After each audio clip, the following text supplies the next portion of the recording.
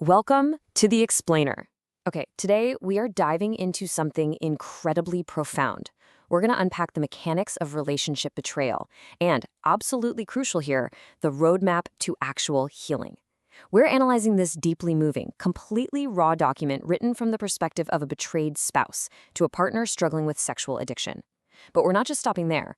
We're pairing that highly subjective, very personal experience with hard, objective clinical research. It's a fascinating look at shattered trust, and honestly, it completely reshapes how we understand what it actually takes to repair a broken bond. I used to relax when you walked in the room. Now, my body tightens. Wow, that right there plunges us directly into the visceral, physical reality of the betrayed spouse. It's so powerful because it highlights a key fact. This reaction, it isn't a choice. It's happening to them. It's a completely involuntary physical response to a sudden, catastrophic loss of safety. Okay, let's really dive into this. The source material explains that following a betrayal, the betrayed partner's body essentially becomes an involuntary lie detector. Because when someone discovers their partner's secret life, the brain's entire rulebook gets permanently altered. Almost instantly, the concept of love is completely ripped away from the concept of safety. The brain learns a terrifying new rule. Just because someone loves you absolutely does not mean you are safe with them. That brings us to Section 1, the split mind and the shock of discovery. Think about that very moment of discovery. The psychological aftermath isn't just sadness, it's sheer, overwhelming disorientation. It creates this agonizing cognitive dissonance. On one side, the brain is desperately begging, this can't be real. But on the exact same token, the crushing reality is setting in.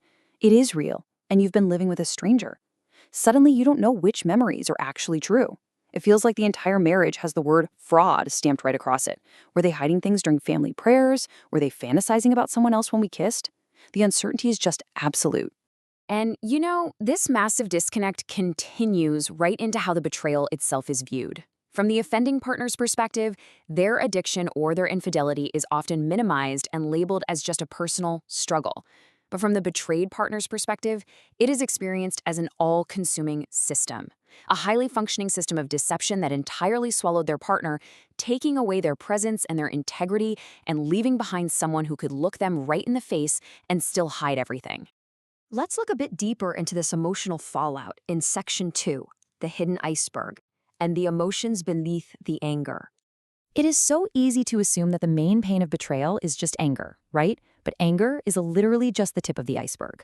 Under the surface, it is a completely different story. First off, there is profound grief. Grieving the marriage you thought you had, which hits in these random physical waves. It's like trying to walk through a room full of broken glass. Then there's humiliation.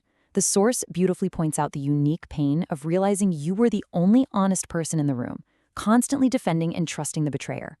Third is disgust and confusion, an actual physical body memory of being used while a whole secret life was happening in the background. Fourth is fear. Am I safe from disease? Will I ever actually be safe again? And finally, this profoundly misplaced shame. The heart internalizes the betrayal, making the victim feel utterly replaceable or unwanted, even if the offender is swearing up and down that it wasn't about you.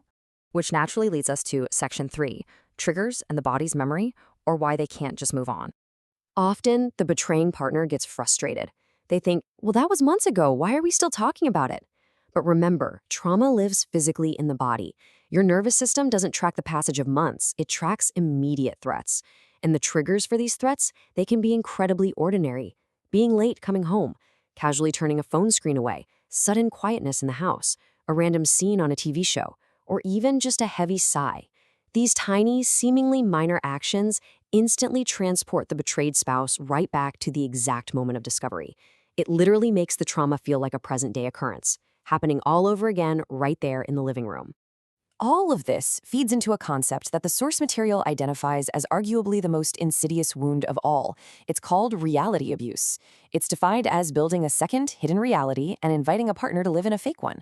This is the terrifying realization that the betrayer was fully capable of deep, ongoing deception while acting completely normal.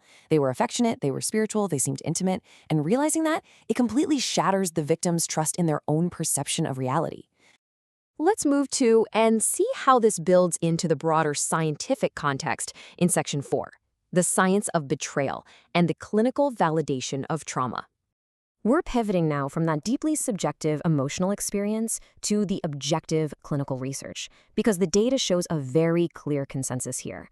Seminal studies reveal that discovery causes significant, measurable trauma. Doctoral dissertations document how betrayal profoundly, fundamentally impacts psychological functioning. And looking at recent 2024 peer-reviewed work, we see that trauma presentations in relational betrayals literally mimic PTSD symptoms. So to put that into perspective, this isn't simply a case of hurt feelings. When a betrayed partner spirals or rages, they are reacting to a completely shattered attachment bond, and that requires immense, trauma-informed care. So knowing all this, how on earth do you fix it? Here is Section 5, the blueprint for repair and rebuilding safety in the first 6 months. We are shifting our perspective now directly to the betraying partner. Based on the source material, here is the clear, actionable roadmap required to even begin stabilizing the relationship. Step 1, lead with humility. You cannot argue with their pain. Step 2, and this is absolutely crucial, practice radical honesty. The source warns heavily against what's called trickle truth, revealing things bit by little bit. Every single new reveal simply restarts the trauma clock all the way back to 0. Step 3, become boringly consistent. Why? Because extreme consistency is the only way a traumatized nervous system can relearn safety. Step 4, offer transparency as a gift, not a debate. Open those devices, share those passwords, and do it without resentment. And Step 5, initiate repair conversations. Don't sit back and wait for the betrayed partner to bring it up. Proactively schedule times to check in on their heart. Now, just as important as knowing what to do is knowing exactly what will completely destroy this delicate rebuilding process.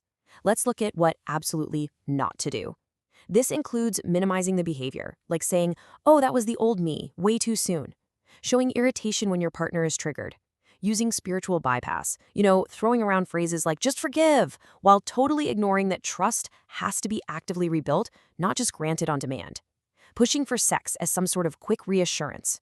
Or flipping roles, crying in a way that suddenly forces the injured partner to be the one comforting the betrayer. These actions don't just stall progress, they actively re-traumatize the partner. For those intensely difficult, flooded moments, the source material offers this beautifully simple, highly effective script for the offending partner to memorize. When your spouse is triggered, say this: "I hear you, I believe you, I'm sorry, I won't defend it, I won't rush you. What do you need right now to feel safer?" It's brilliant. It is an absolute masterclass in centering their safety, validating their very real pain, and stopping the defensive cycle right in its tracks. So, we've covered a lot today. We've gone over the immense emotional stakes, the actual science behind the trauma, and a rigorous step-by-step blueprint for repair, which leaves us with a final, unavoidable question. Will you choose to put in the immense work to rebuild safety, or will you remain in a fractured reality? Healing from betrayal, it's a monumental task. It requires extreme consistency and deep humility. But truly understanding the depth of the trauma, that is the absolutely essential first step on the road back. Thanks so much for joining me on this explainer. Keep learning, keep reflecting, and I will see you next time.